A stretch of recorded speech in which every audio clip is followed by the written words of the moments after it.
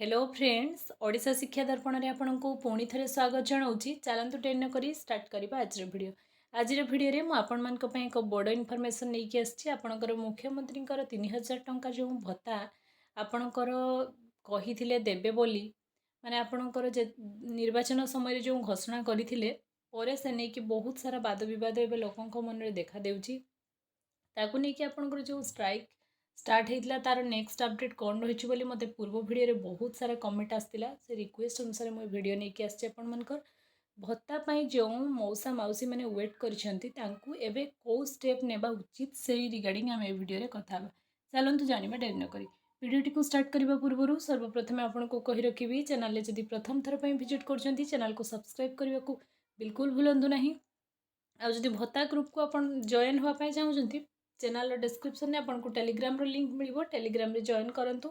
आपको मैं एक लिंक देवी आप व्हाट्सएप ग्रुप रे जॉइन करेंगे आ भत्ता रिलेटेड जहाँ भी किसी आपंकर इश्यूज अच्छी अपडेट आसूची आगे को आप जानीपर चलतु डिन कर स्टार्ट करवा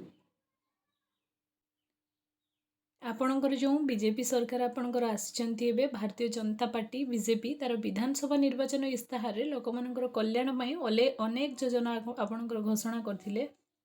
निर्वाचन समय जो आपणकर माने सी जो पत्र दियंती जे आमे जितिले ये सब करवा देखंतु सी कौन सब लिखी से पत्र रे जे आपणकर आगर जो 500 टंका भत्ता मिलूला तार 6 गुण माने से 3000 टंका करिवे बोली कहिथिले 80 वर्ष ऊर्ध्व वयस्क वृद्ध मानक पई आपणकर 80,000 80% रु अधिक अक्षमता थिबा लोकंक पई 3,500 टंका पेंशन लेके आसीबे बोली ए सब विभिन्न प्रकार आपणकर प्रलोभन लोक मानक देखैथिले लोक माने भी से बुझी सारे कि देखूँ विभिन्न प्रकार योग्यतार मानदंड कौन थे आपड़ केमती पाइबे बहुत सारा कही किंतु से सब तो किसी है आपणकर जितवा वर्षे भी पूरी सारा 12 मास बीतला भत्ता प्रतिश्रुति चुली को गला बोली लोके एवं स्ट्राइक करुँच विभिन्न ब्लॉक आगे पंचायत समिति आगे लोके बसिले 12 मास बीतला भत्ता को प्रतिश्रुति चुली को गला बोली मौसा मौसी मैंने दाबी करुँच बहुत सारा जगार आपणकर स्ट्राइक होची को जगार स्ट्राइक होची को ब्लॉक रे होची को पंचायत रे आपणकर होची को जिल्ला रे आपणकर होची मु सब आपनको वीडियो रे अपडेट देबी वीडियोटा शेष पर्यंत मो सह कंटिन्यू करंतु एटा देखंतु आपणकर पेपर आर्टिकल भत्ता टंका वृद्धि दाबी रे ब्लॉक आगे गणधारणा बहुत स्थान रे आज्ञा हेलानी होबा भी उचित काहे कि से माने न करिवे जितिबा बेला माने बीजेपी सरकार जो वोट रे जीतिचंती से सब रे मैक्सिमम आपणकर बुढ़ा बुढ़ी माने बुढ़ा मौसा मौसी मैंने रही आउ जो विधवा मानक मिछ प्रतिश्रुति सरकार देइथिले जे सेमाने जेहेतु असहाय महिला हो जाइछंती तांकर भरण पोषण किसी भी व्यवस्था नहीं तेबे आमे तांको पई 3,000 टंका भत्ता वृद्धि करूँ जहाँफल से माने स्वावलंबी होइकी चली पारिबे 3500 टंका भत्ता प्रतिश्रुति देई आपणकर निर्वाचन समय आपणकर माने प्रचार प्रसार पई कले किंतु एबे देलेनी एटा देखो वर्षे पूरा प्रतिश्रुति कुआड़े गला 3,500 टंका भत्ता दाबी आज्ञा गणधारणा करा जाइथिला एटा ब्रह्मगिरी आपणकर बीजेडी तरफ आपणकर ये सब रैली स्ट्राइक चली आपणकर लोके बहुत मात्रा आज्ञा योगदान करुँच आपड़ जदि ये भत्ता स्ट्राइक रे निजको सामिल करना आपण अंचल जो आपणकर संघ अच्छी से संघरे निश्चय सामिल हूँ आपण ब्लॉक रे भी हेउथिबो ब्लॉक सामने भत्ता को लेकिन स्ट्राइक आ न्यू भत्ता जो मानकर आसवा कथा से एपर्यंत न्यू भत्ता भी आसीनी माने जो माने न्यूली एप्लाई करथिले सेमानकु भी एते लेट होची सरकार वर्षे पाखापाखि है से एप्लाई कले मत से कमेंट भी बहुत सारा आसला जे मैडम आम वर्षे उपर है एप्लाई कले बारंबार पंचायत ऑफिस धाई धाई थकी गले बारंबार ब्लॉक को जाकि वीडियो को देखा करुचे किंतु आमर माने नुआ भत्ता जो एप्लाई करथिले एपर्यंत मिलला नहीं आर नेक्स्ट अपडेट कौन रमको नेक्स्ट स्टेप कौन करने पड़ो से बाबद भी मो भिडियो शेष में आपको जनइबी आपको कौन करने पड़ो किसी लोकंर भत्ता रिलेटेड बहुत सारा इश्यूज रोचे कहार अकाउंट को आसवा कथा किंतु माने हाथ में दि जाऊँगी आपणकर सरकार किसी भी बिल्कुल शुणुना तेबे आपण मान मन में प्रश्न थी जे भिडियो कर मोर कारण कौन आपण मानकर हक आप 3,000 बा 3500 टंका भत्ता हकदार अच्छा तो हकदार हिसाब से आपन पाइबा दरकार कहीं मिछ प्रतिश्रुति सरकार जीति आपन को 3,000 देवे कहीकि जीतिले महिला मानक एट ए टाइम 50,000 सुभद्रा शक्ति देवे बोली कहले किंतु से सब प्रतिश्रुति को सी रखिले नहीं आपणकर ତେବେ ଆପଣମାନଙ୍କର କାମ ଏବେ ଯଦି ଆପଣ ଭତ୍ତା ପାଇବା ପାଇଁ ଚାହୁଁଛନ୍ତି, ପଞ୍ଚାୟତ ଇଲେକ୍ସନ୍ ବହୁତ ଶୀଘ୍ର ଅଛି ଆପଣଙ୍କର, ତେଣୁ ବିଲକୁଲ ଡେରି କରନ୍ତୁ ନାହିଁ। ଆପଣଙ୍କର ଚାରିଆଡ଼େ ଗୋଟେ ସଂଘ ଆପଣଙ୍କର ଗଠନ କରାଗଲାଣି। ମୁଁ ବି ଆପଣଙ୍କୁ ହ୍ୱାଟ୍ସଆପ୍ରେ ଗୋଟେ ଭତ୍ତା ଗ୍ରୁପ୍ର ଲିଙ୍କ୍ ଦେବି, ଆପଣ ଯାଇକି ସେଠି ଜଏନ୍ କରିପାରିବେ।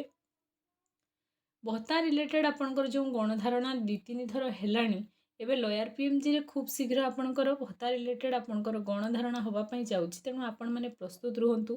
ସଂଘ ଏଇଟା ଆପଣଙ୍କର ପ୍ରତ୍ୟେକ ପଞ୍ଚାୟତ ଆଉ ବ୍ଲକରେ ହେଉଛି। ବ୍ଲକ ଲେବୁଲରେ ହେଲେ ଆପଣଙ୍କ କଥା କେହି ଶୁଣିବେ ନାହିଁ, ତେଣୁ ଆପଣଙ୍କୁ ଭତ୍ତା ପାଇଁ ଟିକେ ବଡ଼ ଧରଣର ଗଣଧାରଣା ଦରକାର ଆଜ୍ଞା। ଦେଖନ୍ତୁ ଏଇଟା ବ୍ରହ୍ମଗିରି ବ୍ଲକରେ ବିଜୁ ଜନତା ଦଳ ତରଫରୁ, ଆଉ ଆପଣଙ୍କୁ ଏଥିପାଇଁ ସବୁଠୁ ବଡ଼ ସପୋର୍ଟ ଆଉ ସାହାଯ୍ୟ ଆପଣଙ୍କର ବିଜେଡ଼ି ଦଳ କରିବା ପାଇଁ ଯାଉଛି। ତେଣୁ ଆପଣଙ୍କ ଅଞ୍ଚଳରେ ଯଦି ମାନେ ଆପଣଙ୍କର ଏମଏଲଏ କିମ୍ବା ଏମପି ଯଦି ବିଜେଡ଼ିରୁ କେହି ଅଛନ୍ତି ତ ତାଙ୍କୁ ନିଅନ୍ତୁ, ସେ ବହୁତ ସାରା ଆପଣଙ୍କୁ ସାହାଯ୍ୟ କରିବେ। ଗୋଟେ ମାସ୍ ରାଲି ବା ମାସ୍ ଷ୍ଟ୍ରାଇକ୍ ବୁଢ଼ା ମଉସା ମାଉସୀ ମାନେ କରିବା ପାଇଁ ଯାଉଛନ୍ତି। କେଉଁ ଡେଟ୍ରେ ହେବ ରାଲି ଷ୍ଟ୍ରାଇକ୍ ମୁଁ ନେକ୍ସଟ ଭିଡ଼ିଓରେ ଆପଣମାନଙ୍କୁ ଦେଖେଇବି ନିଶ୍ଚୟ। ତେଣୁ ମିଛ ପ୍ରତିଶ୍ରୁତିରୁ ବଞ୍ଚିବା ପାଇଁ ଏହି ରାଲି ଷ୍ଟ୍ରାଇକ୍ରେ ଯୋଗଦାନ କରନ୍ତୁ। ଆଉ ନେକ୍ସଟ ପଞ୍ଚାୟତ ଇଲେକ୍ସନ୍ ପୂର୍ବରୁ 2-3 ଥର ଏମିତି କଲେ ନିଶ୍ଚୟ ଆପଣମାନଙ୍କୁ କିଛି ତ ଆପଣଙ୍କର ବେନିଫିଟ୍ ମିଳିପାରିବ। ଚାଲନ୍ତୁ ଜାଣିବା ଆପଣଙ୍କର କ'ଣ କ'ଣ ଆବଶ୍ୟକ ଡକୁମେଣ୍ଟ ଏବେ ଦରକାର ହେଉଛି। ଓଡ଼ିଶାର ମୁଖ୍ୟମନ୍ତ୍ରୀ ସହାୟତା ଯୋଜନାରେ ଆବେଦନ କରିଥିବା ସମୟରେ ହିତାଧିକାରୀଙ୍କୁ ନିମ୍ନଲିଖିତ ଡକୁମେଣ୍ଟ ଗୁଡ଼ିକୁ ପ୍ରଦାନ କରିବାକୁ କୁହାଯାଇପାରେ। ଆପଣଙ୍କର କ'ଣ ଆଧାର କାର୍ଡ଼, ରାଜ୍ୟ ବାସସ୍ଥାନ ପ୍ରମାଣପତ୍ର, ମାନେ ଆପଣ ଯେତେବେଳେ ଭତ୍ତା ଆପ୍ଲାଏ କରୁଛନ୍ତି, ଆୟ ପ୍ରମାଣପତ୍ର, ଜାତି ପ୍ରମାଣପତ୍ର, ରେସନ କାର୍ଡ଼, ଏଇସବୁ ଜିନିଷ। କିଛି ଯୋଗ୍ୟତା ମାନଦଣ୍ଡ ଅନୁସାରେ ଆପଣଙ୍କର ଭତ୍ତା ମିଳିବ ବୋଲି ଏବେ ବିଧାନସଭାରେ ନିର୍ବାଚନରେ ବିଜେପି ତାର ଘୋଷଣା ପତ୍ରରେ ଆପଣଙ୍କର ରଖିଥିଲା। ଦେଖନ୍ତୁ ଯୋଜନାର ଲାଭ କ'ଣ ନା, ଯୋଜନାର ଲାଭ ଏଇସବୁ ଥିଲା ଆଜ୍ଞା, କିନ୍ତୁ କିଛି ତ ଲାଭ ହେଲା ନାହିଁ। ସୁବିଧାଟା ଆପଣଙ୍କର ଏବେ ଅସୁବିଧାରେ ମିଛ ପ୍ରତିଶ୍ରୁତି ଦେଇ ସରକାର ବୁଢ଼ାବୁଢ଼ୀମାନଙ୍କର ଭୋଟକୁ ନେଇକିନା ଜିତିଲେ, ଆଉ ଜିତିକି ଆସିଲା ପରେ ସେମାନଙ୍କ କଥା ବିଲକୁଲ ଭୁଲିଗଲେ। ତେଣୁ ବହୁତ ସାରା ମାନେ ବୁଢ଼ାବୁଢ଼ୀମାନେ ମାନେ ମଉସା ମାଉସୀମାନେ ଏବେ ମନ ପୁରାପୁରି ଦୁଃଖ। ଘରେ ଏଇ ଯେଉଁ 1000 ଟଙ୍କା ସେମାନେ ପାଉଛନ୍ତି, ସେ 1000 ଟଙ୍କା ଉପରେ ଡିପେଣ୍ଡ କରିକି ଏତେ ଲୋକ ବଞ୍ଚୁଛନ୍ତି ଆଜ୍ଞା, ଆପଣମାନେ ବୁଝିପାରିବେ ନାହିଁ। କାହା ପାଖରେ ପୁଅ ବୋହୂ ନାହାନ୍ତି,